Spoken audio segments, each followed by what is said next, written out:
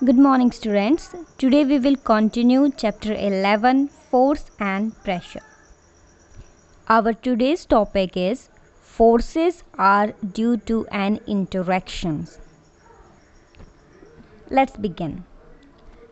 हम सपोज करते हैं कि एक स्टेशनरी कार है और उसके पीछे एक आदमी खड़ा है, तो क्या सिर्फ उस आदमी की प्रेजेंस उस कार में कोई इफ़ेक्ट ला सकती है? नहीं, इंटरेक्शन होना ज़रूरी है. इंटरेक्शन इन द सेंस वो कार को पुश करे या पुल करे.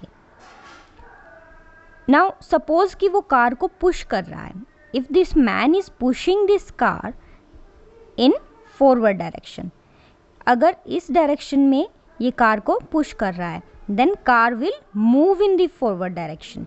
जिस डायरेक्शन में हम फोर्स लगाएंगे उसी डायरेक्शन में वो मूव करेगी. सो फिज़िकल इंटरेक्शन जो है वो नेसेसरी है फोर्स के एक्ट करने के लिए. फोर्स तभी एक्ट करेगा जब इंटरेक्शन होगा दो ऑब्जेक्ट्स के बीच में. Now let's take another example. You can see the image में दो लड़कियां एक दूसरे को पुश कर रही हैं. क्या हम ये पता लगा सकते हैं कि इनमें से कौन सी लड़की पुश कर रही है? देखने में यही लगता है कि दोनों लड़कियां आपस में पुश कर रही हैं, एक दूसरे को पुश कर रही हैं. सो जो ज़्यादा फोर्स लगाएगा वो पुश हो जाएगा, और जब तक दोनों सेम फोर्स लगा रहे हैं वो एक ही जगह पे रहेंगे. सिमिलर एग्जाम्पल, यहाँ पर दो लड़कियां एक दूसरे को पुल कर रही हैं, यानी कि खींच रही हैं. नाउ क्या हम यहाँ देख के बता सकते हैं कि कौन सी लड़की खींच रही है? नहीं, जब तक एक लड़की दूसरी लड़की से ज़्यादा फोर्स से नहीं खींचती तब तक दोनों ही एक दूसरे को खींचती हुई दिखती हैं. In this picture you can C a man pulling a bull. यहाँ पर जितना फोर्स मैन लगा रहा है बुल को खींचने में, उतना ही फोर्स बुल भी लगा रहा है मैन को खींचने में. इसीलिए दोनों स्टेशनरी दिख रहे हैं और दोनों ही एक दूसरे को पुल कर रहे हैं, खींच रहे हैं. यहाँ से हमें क्या पता चलता है कि इंटरेक्शन जो है वो ज़रूरी है ताकि फोर्स एक्ट करे.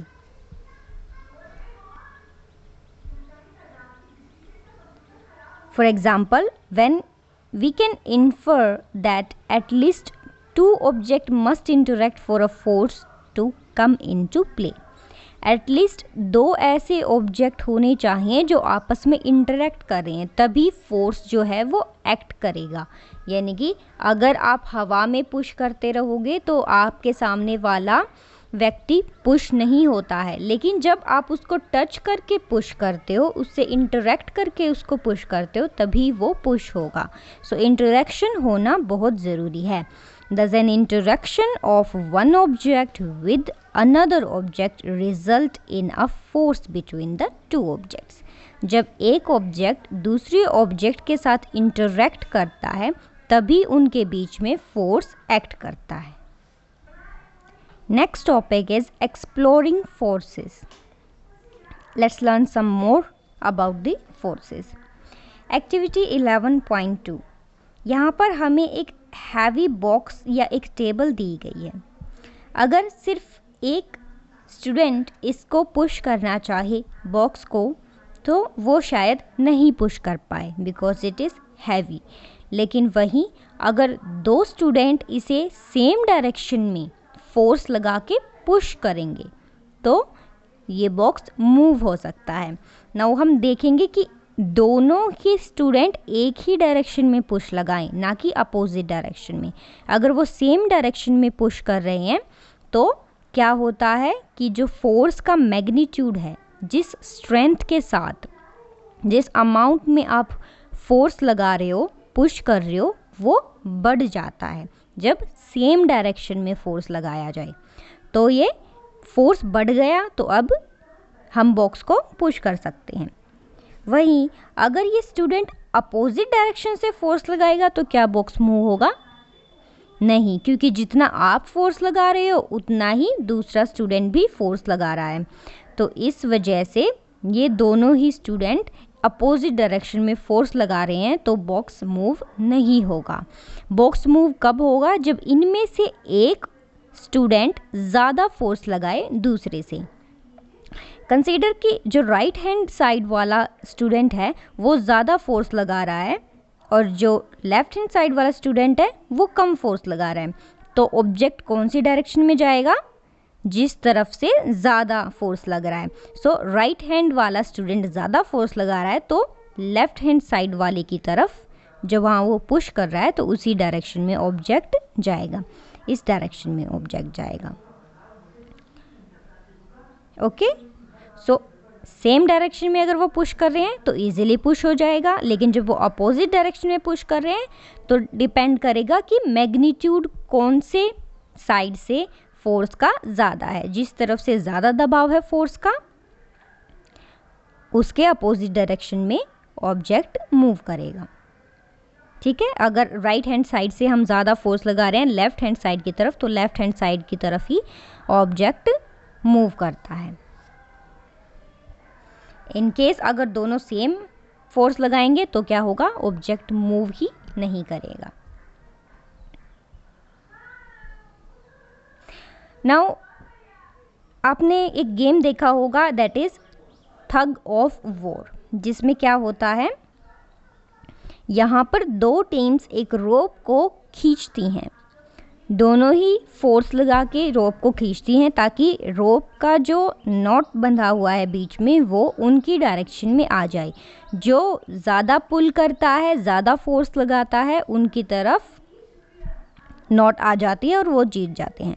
तो इस केस में क्या होता है, दोनों ही टीम एक दूसरे की तरफ पुल कर रही हैं रोप को, तो दोनों पुल कर रही हैं। अगर दोनों का मैग्नीट्यूड सेम है, दोनों सेम फोर्स से पुल कर रहे हैं तो नॉट बीच में ही रहेगा, और जो टीम ज़्यादा फोर्स से, ज़्यादा मैग्नीट्यूड से या कहीं ज़्यादा स्ट्रेंथ से पुल करेगी उस टीम की तरफ नॉट चला जाएगा और वो जीत जाएंगे। दस इन एग्जाम्पल से हमें नेचर पता चला फोर्स का। कैसा nature? That force applied on an object in the same direction add to the one another. अगर हम सेम डायरेक्शन में फोर्स लगाते हैं किसी ऑब्जेक्ट पे, तो अगर हम दो फोर्सेस लगा रहे हैं तो वो दोनों आपस में ऐड हो जाएंगे। जैसा कि हमने बॉक्स वाली सिचुएशन में देखा, जब दोनों सेम डायरेक्शन में फोर्स लगा रहे थे तो दोनों का लगाया हुआ फोर्स ऐड हो जाता है, प्लस हो जाता है, जिससे कि बॉक्स को वो पुश कर पा रहे थे। If two forces act in opposite direction, अगर वो विपरीत दिशा में, अपोजिट डायरेक्शन में एक्ट करते हैं, then the net force act on it is the difference between the two forces. Net force क्या होता है? जब दो फोर्स लगाए जाते हैं तो जो एंड रिजल्ट जिस फोर्स से मिलता है वो हमारा होता है नेट फोर्स। अब एंड रिजल्ट प्लस होगा या माइनस होगा ये डिपेंड करेगा डायरेक्शन ऑफ फोर्स से। यहाँ पर हमने क्या देखा कि जब दो अपोजिट डायरेक्शन में फोर्सेस लगते हैं तो नेट फोर्स यानी कि फाइनल रिजल्ट वाला जो फोर्स है वो क्या होगा? डिफरेंस होगा दोनों फोर्सेस का, जैसा कि हमने देखा सेकंड में इमेज में, जहाँ पे बॉक्स को अपोजिट डायरेक्शन से दोनों बच्चे पुश कर रहे थे। So depending upon the direction of the force applied, हमारे पास नेट फोर्स क्या होता है? सेम डायरेक्शन में अगर फोर्स अप्लाई किया जा रहा है तो नेट फोर्स होगा addition of the two forces, और अगर फोर्स अपोजिट डायरेक्शन में लगाया जा रहा है तो नेट फोर्स क्या होगा? Difference of two forces. Okay, now what is the magnitude? जैसा कि हमने पढ़ा, मैग्नीट्यूड क्या है? The strength of a force, जिस स्ट्रेंथ से, जिस ताकत से आपने फोर्स लगाई है, जो अमाउंट है फोर्स की, वो साइंटिफिक वर्ड्स में क्या होती है? Magnitude. So what is magnitude? It is the strength of force applied on an object. This हमने देखा, depending upon the magnitude of the force, force can be larger, smaller और equal. Magnitude पे depend करता है, magnitude कैसा है उसके according force ज़्यादा भी हो सकता है, कम भी हो सकता है, या फिर इक्वल भी हो सकता है। नाउ मैग्नीट्यूड के अलावा फोर्स में डायरेक्शन भी हमें स्पेसिफाई करनी होती है। डायरेक्शन अगर चेंज हो रही है या मैग्नीट्यूड अगर चेंज हो रहा है तो उससे नेट रिजल्ट जो है वो चेंज हो जाता है, फोर्स पे इफेक्ट पड़ता है। Now does it mean that the net force on an object is zero if the two forces acting on it in opposite direction are equal? क्या ये पॉसिबल है कि नेट फोर्स जो होगा किसी ऑब्जेक्ट पर वो ज़ीरो हो जाए अगर दो फोर्सेस जो लग रही हैं वो इक्वल मैग्नीट्यूड के हैं और अपोजिट डायरेक्शन में लग रहे हैं? Yes, it will be zero. जैसा कि मैंने बताया कि अगर दोनों बच्चे, यहाँ पर इस बॉक्स को दो बच्चे अपोजिट डायरेक्शन में पुश कर रहे हैं, अगर ये दोनों सेम मैग्नीट्यूड से पुश कर रहे हैं, यानी कि जो स्ट्रेंथ, जो ताकत ये दोनों बच्चे लगा रहे हैं वो सेम है, तो क्या ये ऑब्जेक्ट मूव होगा, बॉक्स मूव होगा? नहीं होगा। यानी कि नेट रिजल्ट क्या होगा? ज़ीरो। दोनों फोर्सेस आपस में कैंसिल कर देंगे।